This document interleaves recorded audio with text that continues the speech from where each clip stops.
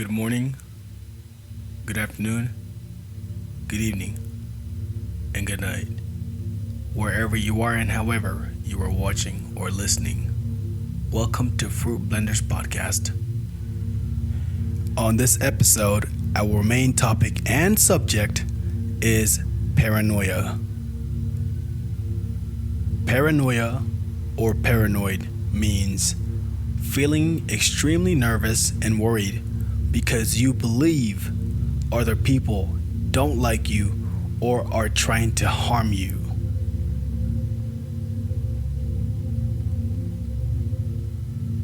What is paranoia? The fact about paranoia is the irrational and persistent feeling that people are to get you, or that you are the subject for persistent, intrusive attention by others. The three main types of paranoia include paranoid personality disorder, delusional formerly paranoid disorder, and paranoid schizophrenia. Treatment aims to reduce paranoia and other symptoms and improve the person's ability to function. Paranoia may be a symptom of a number of conditions including paranoid personality disorder, delusional paranoid disorder, schizophrenia. The cause of paranoia is unknown, but genetics are thought to play a role. This means it may come from your parents, grandparents, or ancestors. And that goes back to history, like what happened before in the past for your grandparents, your parents, and you to be paranoid. What have they been through that you are protecting yourself from? What are you scared of? What are you afraid of that's going to happen to you? That's why it could play a role. Treatment depends on the condition diagnosed as a cause and may include treatment by psychological therapy or medication. Symptoms. Paranoid symptoms may range from mild to severe. They depend on the cause, but generally, a person who is paranoid may be easily offended, find it difficult to trust others, not cope with any type of criticism, assign harmful meanings to other people's remarks, always be on the defensive side, be hostile, aggressive, and argumentative, not be able to compromise, find it difficult, if not possible, to forgive and forget. That's what they go through. They also assume that people are talking ill of them behind their back. Be overly suspicious. For example, they think that other people are lying or scheming to cheat them or to get back at them, to snake them, not be able to confide in anyone, find relationships difficult. They go through that. They consider the world to be a place of constant threat. They feel persecuted by the world at large. They believe unfounded conspiracy theories. Three main types of paranoia. Paranoia is associated with three principal conditions. Paranoid personality disorder. Considered the mildest type, most people with paranoid personality disorder function well despite their mistrust of the world. The attitudes and behaviors associated with this disorder when they become obvious, are often discovered to have been present for much of the person's life. Delusional paranoid disorder, characterized by the dominance of one delusional false belief without any other sign of mental illness. The person's behavior depends on which delusion they have. For example, a person who has a delusion of persecution believes that other people are spying on them or plotting to harm them in some way. Stalking can be the result of delusional paranoid disorder.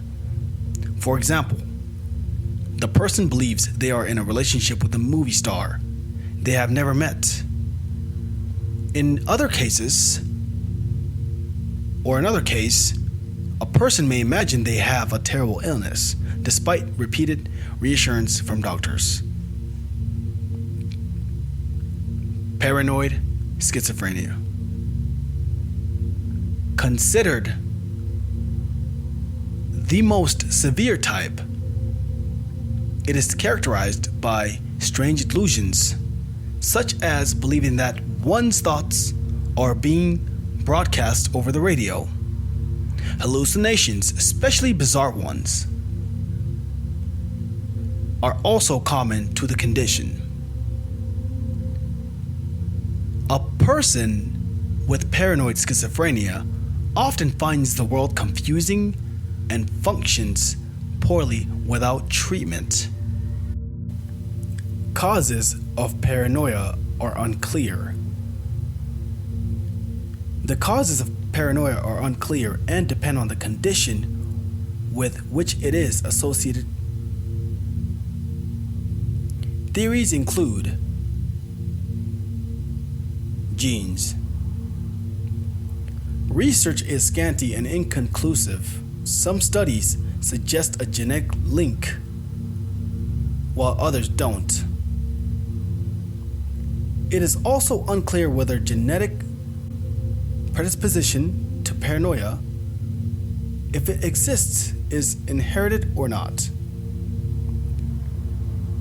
Brain chemistry. Brain chemicals, neurotransmitters, form the basis of the thoughts and feelings. Certain drugs, such as cocaine, marijuana, and amphetamines, alter brain chemistry and can bring on paranoid thoughts, feelings, and behaviors. This leads to some researchers to believe that paranoia may be biochemical disorder of the brain. The causes of this possible disorder are unknown. Traumatic life events. For example, abuse in childhood may distort the way a person thinks and feels throughout life. Sometimes traumatic events can be personal or have other people involved, or they may be from your activities, such as gangs, fights, car accident, kidnapping, jumped. Okay?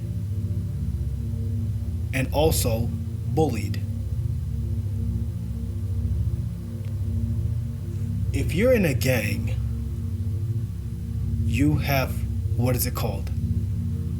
A target behind your back. So you're always out looking for other people who are your enemies to be outside looking for you. So you will be traumatized by that. If you're bullied, you'll be afraid that your bully might appear out of nowhere and try to bully you again. If you were kidnapped or beaten up or abused in any kind of way or violated, you may be traumatized, and you will be traumatized. That's why a lot of people are paranoid. Stress reaction. Some studies have found that paranoia is more common in people who have experienced severe and ongoing stress. For example, prisoners of war. How stress can trigger paranoia is unclear. A combination of factors. It may be that a number of genetic and environmental factors working in a combination cause paranoia and can cause paranoia. Diagnosing paranoia. The condition causing the paranoia can be difficult to diagnose because an exaggerated sense of mistrust is common to a range of mental disorders and also occurs in some people with dementia. Another difficulty is that a person who has paranoia may avoid doctors, hospitals, and other medical settings for fear of being harmed. Diagnosis may include medical history,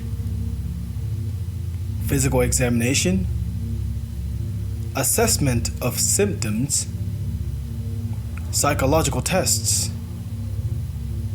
tests to rule out other psychiatric disorders that may be accusing or causing them of having symptoms.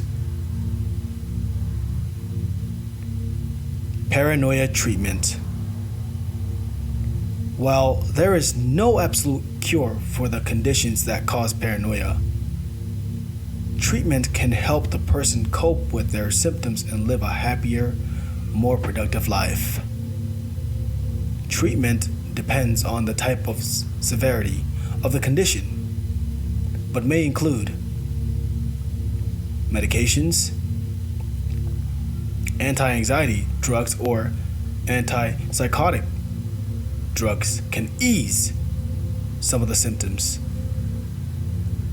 However, a person with paranoia may often refuse to take medication because they are afraid it will harm them.